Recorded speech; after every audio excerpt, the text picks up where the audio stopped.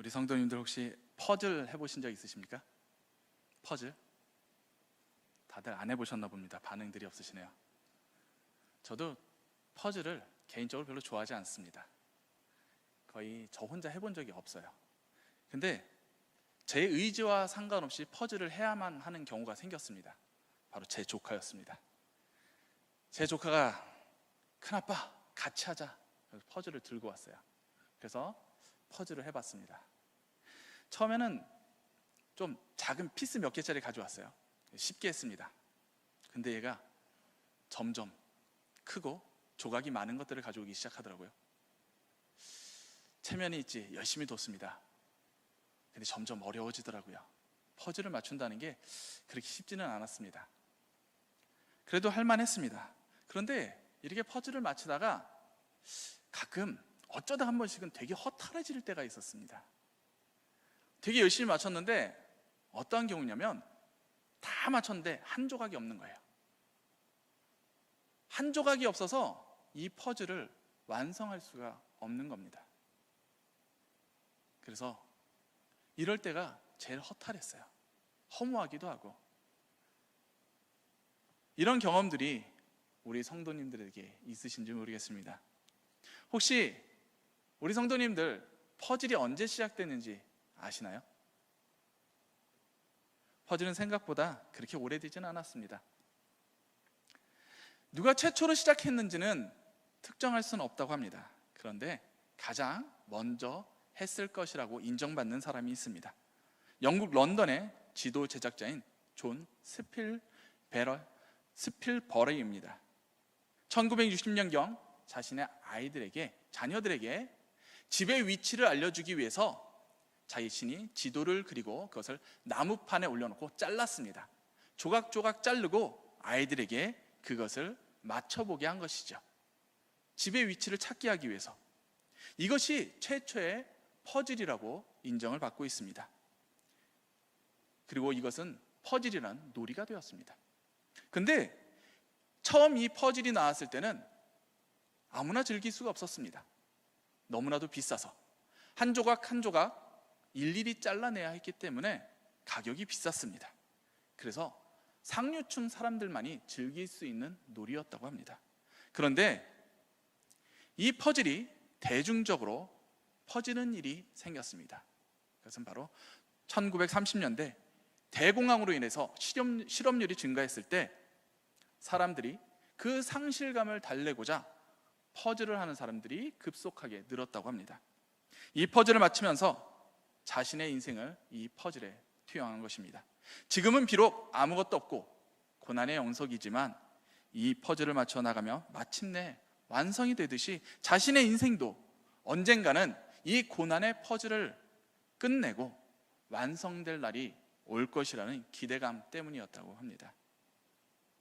퍼즐에 자신의 인생을 투영한 것이죠.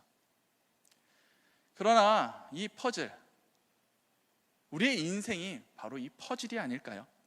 우리의 삶의 조각, 추억과 경험의 조각들이 조각조각 모여서 나라는 퍼즐을 완성하고 있지는 않을까요?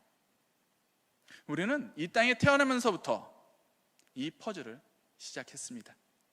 그리고 이 인생의 퍼즐은 아마 우리가 하늘나라를 가는 그 순간까지 계속 이어질 것입니다. 그런데 우리는 가끔 이런 생각을 할 때가 있지 않습니까? 이 조각은 좀 없어져도 괜찮을 것 같은데, 나에게 이런 조각은 좀 나오지 않았으면 좋겠어. 그리고 혹은 지워버리고 싶은, 건너뛰고 싶은 그러한 나의 인생의 조각들이 있지는 않습니까? 내게 너무 고생스러웠던 그 순간, 너무 창피했었던 순간, 괴로웠던 시간들, 혹은 앞으로 닥칠 위기와 고난의 시간들, 그런 조각들은 좀 건너뛰고 싶고 혹은 삭제하고 싶습니다. 저에게도 이렇게 삭제하고 싶은 조각이 있습니다. 그것은 바로 군대에 있었던 시간입니다. 이것은 군대를 비하하는 것은 아닙니다. 제 개인적인 경험입니다. 저는 군대에 있으면서 좋았던 기억이 거의 없습니다.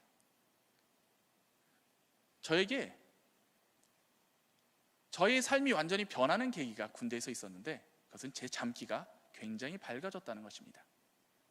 제가 원해서 그렇게 된 것이 아니에요. 저는 원래 한 번 잠들면 어버가도 몰랐습니다. 옆에서 노래를 불러도 깨어나지 않았습니다. 그런데 군대 1년 동안 고참한테 시달림을 당하면서 지금은 밤기가 엄청 밝습니다. 저를 어떻게 깨웠는지 들려드리겠습니다. 덕호야, 일어나. 덕호야, 일어나. 이렇게 저를 깨웠습니다. 그리고 일어나지 않으면 어김없이 구타가 시작되었습니다. 그래서인지 저는 군대는 반드시 모병제가 되어야 저는 한다고 주장을 합니다. 그러나 이렇게 저에게 괴로운 경험일지라도 이런 퍼즐이 하나 없다면 어떻게 될까요? 조각 속에 그 그림이 마음에 들지 않아서, 그냥 조각이 싫어서, 괴로워서, 못생겨서 버린다면 어떻게 될까요? 그 퍼즐은 결국 미완으로 남겠죠. 퍼즐이 완성이 되기 위해서는 싫건 좋건 간에 그 조각은 그 자리에 놓여져야만 합니다. 그런데 혹시 우리 성도님들은 퍼즐을 하실 때 어떤 식으로 조각을 맞추십니까? 퍼즐을 그냥 맞추시나요? 아니면 밑그림을 보면서 퍼즐을 맞추시나요? 조각이 몇 개 없을 때는 밑그림이 필요가 없습니다. 그냥 맞추면 됩니다. 그런데 조각이 100개, 아니 1000개, 이걸 넘어가기 시작하면요, 밑그림을 보지 않고 퍼즐을 맞춘다는 것은 정말 힘든 일이 됩니다. 물론 맞출 수는 있겠죠. 너무나도 고되고 긴 시간이 될 것입니다. 2시간이면 맞출 수 있는 퍼즐을 몇 시간, 혹은 하루, 혹은 며칠 동안 이 퍼즐을 붙잡고 있어야만 합니다. 혹시 이런 1000개의 퍼즐을 밑그림 없이 도전해보고 싶은 성도님들이 혹시 계신가요? 아마 생각만 해도 진저리가 쳐지실 것입니다. 그걸 왜 굳이 그렇게 어려운 일을. 그런데 우리는 이미 그렇게 어려운 퍼즐을 두고 있습니다. 바로 인생이라는 퍼즐이죠. 우리가 인생의 퍼즐에서 힘들고 어려울 때 때로는 버리고 싶은 조각이 생기는 이유는 무엇일까요? 우리 인생이라는 퍼즐에 밑그림이 없기 때문은 아닐까요? 다음에 어떤 조각이 나올지, 그리고 무슨 조각이 남아있고 어느 조각을 어느 위치에 두어야 할지 우리가 알 수 없기 때문에 인생의 퍼즐이 어렵지 않을까요? 그래서 사람들은 이 밑그림을 보기를 원한다는 것입니다. 밑그림을 보아야 피하든지 아니면 피할 수 없으면 대비라도 할 수 있다고 믿기 때문입니다. 2015년 9월 25일에 JTBC에서 이런 뉴스가 나왔습니다. 타이틀만: 불안한 청춘, 파고드는 점집, 대학가의 우후죽순. 대학가에 점집들이 들어서는 것입니다. 아니, 요즘 대학생들한테 무슨 점집이야. 그래도 나름 우리나라의 지성이라고 불리는 우리 대학생들인데, 합리적인 사고를 한다는 대학생들에게 이런 일이 있을 수 있을까? 그런데 일어나고 있다는 것입니다. 2000년대 초반만 해도 젊은이들의 불안을 야기할 때 이렇게 얘기했습니다. 3포 세대라고. 3포는 취업, 결혼, 출산을 포기하는 것입니다. 그런데 이러한 젊은이들의 불안은 더욱 심해졌습니다. 3포를 지나 5포가 되었습니다. 연애, 결혼, 출산, 대인관계, 내 집 마련을 포기한 것입니다. 그런데 더 심해졌습니다. 7포가 되었습니다. 연애, 결혼, 출산, 대인관계, 내 집 마련 포기에 꿈과 희망마저 포기한 세대가 된 것이죠. 그런데 지금은 이렇게 말을 합니다. 7포를 넘어 다포 시대가 되었다고. 다 포기했다는 것입니다. 이렇게 미래에 대한 불확실성과 불안함 때문에 청년들은 그들을 그렇게 미워하고 싫어했던 미신이라는 그 비합리적이고 비웃었던 그 점집을 찾는 것입니다. 미래에 대한 불안이 청년들을 점집으로 향하게 하는 것이죠. 그것은 청년들만의 문제는 아닐 것입니다. 많은 사람들이 이러한 이유로 점집을 향하고 있습니다. 혹시 우리 성도님들 중에 점집을 가보신 분이 아무도 없겠죠. 그런데 아마 교회를 다니시기 전에는 가본 적이 있으신 분이 있을 수도 있습니다. 크리스찬이 점집에 간다는 건요, 말이 안 되죠. 그런데 점집 광고에 이런 문구를 본 적이 있습니다. 제가 인천에 살 때였습니다. 마을버스가 있는데 거기에 이런 문구가 붙어 있었어요. 무당들이 거기다 이렇게 광고를 하는데 이렇게 써 있습니다. 크리스찬 환영. 저는 잘못 받는 줄 알았어요. 누가 이거 조작해놨겠지, 옆에다 붙여놨겠지. 그런데 의자마다 다 붙어 있어요. 크리스찬 환영. 얼마나 많은 크리스찬들이 점집에 가면은 이런 광고가 붙어 있을까요? 정말 안타깝게도 저희 친척 중에도 이런 분이 한 분 계십니다. 저희 고모 할머니이십니다. 권사님이신데 점을 보시고 구술하셨습니다. 얼마나 불안하면 그랬을까 이해도 하지만 참 부끄럽고 참담했습니다.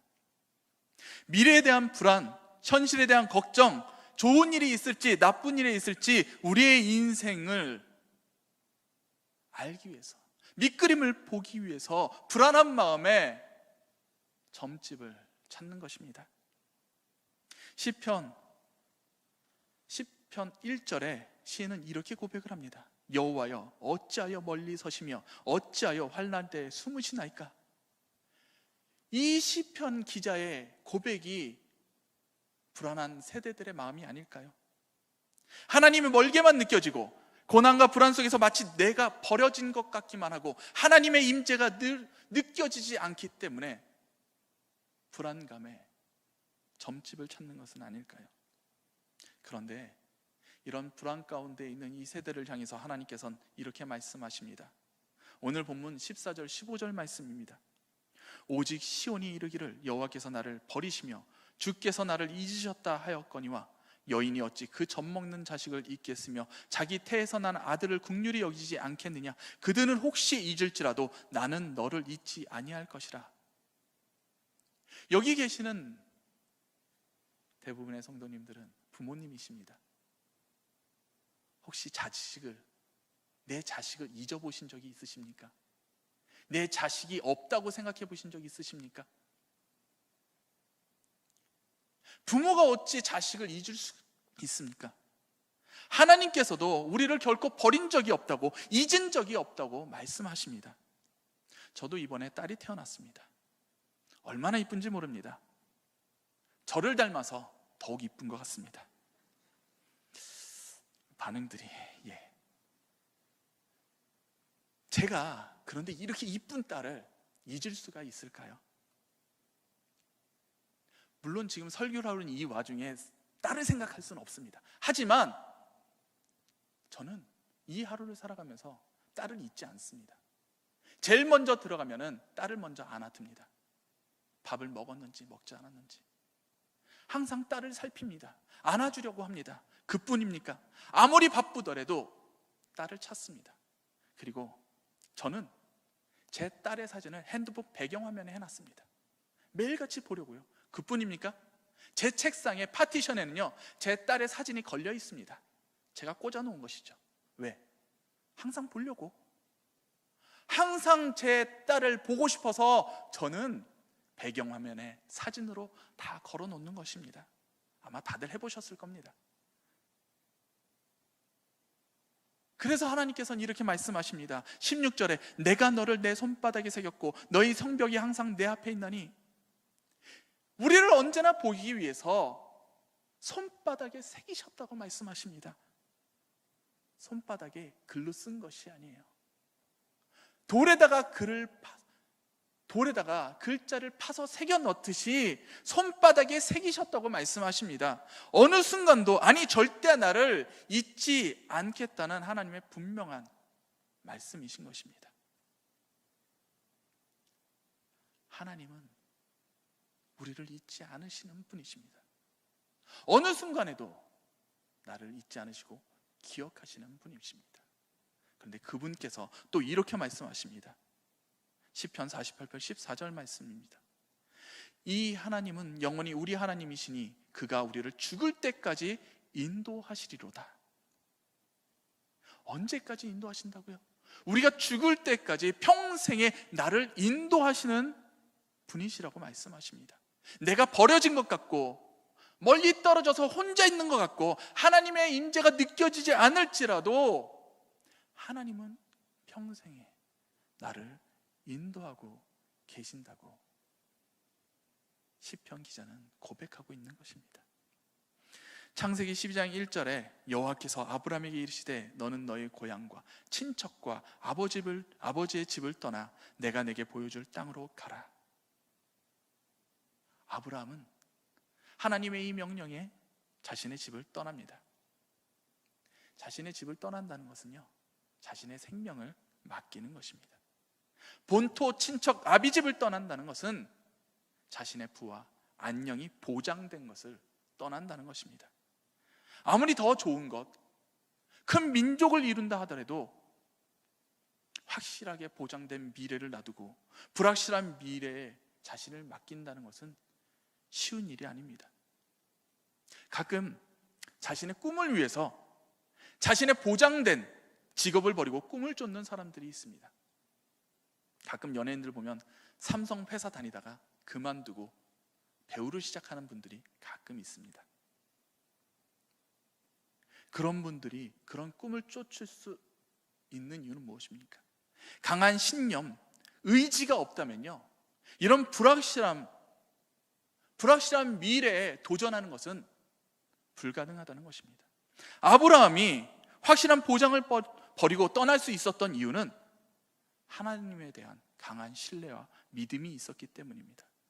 하나님께서 보내시니까, 하나님께서 나를 지키시고 인도하실 것이라는 확실한 믿음, 그 믿음 때문에 아브라함은 떠날 수 있었습니다. 우리도 아브라함처럼 가본 적 없고 경험한 적 없는 여정, 즉 밑그림이 없는 퍼즐을 지금 두고 있습니다. 이런 우리에게 하나님께서 말씀하십니다. 나는 너를 잊은 적이 없다고, 그리고 너를 평생에 인도할 것이라고. 우리는 이곳에서 이 말씀을 굳게 붙들고 나아가야 할 것입니다. 퍼즐의 밑그림이 궁금하십니까? 내가 어떤 조각을 가지게 될지 궁금하십니까? 나를 인도하시는 하나님은 이미 나의 모든 밑그림을 가지고 계십니다. 이제 우리 할 일은 나를 잊은 적도 없고 나를 평생에 인도하시는 그 사실을 분명히 믿고 하나님께 나를 맡기는 것입니다. 흔들리지 않는 믿음으로 나아가는 것입니다. 우리는 지금 불안과 혼돈의 시대에 살고 있습니다. 처음 접하는 코로나 팬데믹, 모든 일상이 바뀌었고 우리가 예측할 수 없는 일들이 매일같이 발생하고 있습니다. 이러한 예측 불가능하고 불안한 시대 속에서 우리 믿는 성도들은 더욱더 하나님만 의지하며 기도와 간구로 말씀 속에 살아가야 할 것입니다. 흔들리지 않는 믿음으로 인생의 퍼즐을 맞춰 나가시며 주님의 인도하심에 온전히 나를 맡기시는 우리 모든 춘천 성광교회 성도님들이 되시기를 축복합니다. 기도하시겠습니다. 하나님 아버지 감사합니다. 주님, 나는 때때로 불안합니다. 나는 때때로 두렵습니다. 그러나 오늘 주님께서 주시는 이 말씀, 나의 밑그림이 나에게 없을지라도 나를 인도하시고 나를 잊지 않으시는 우리 하나님만 믿고 나아가는 내게 되게 하여 주시옵소서. 담대함을 허락하여 주시옵소서. 주님의 축복 속에 담대하게 걸어가는 내가 되게 하여 주시옵소서. 예수 그리스도를 받들어 기도드리옵나이다. 아멘.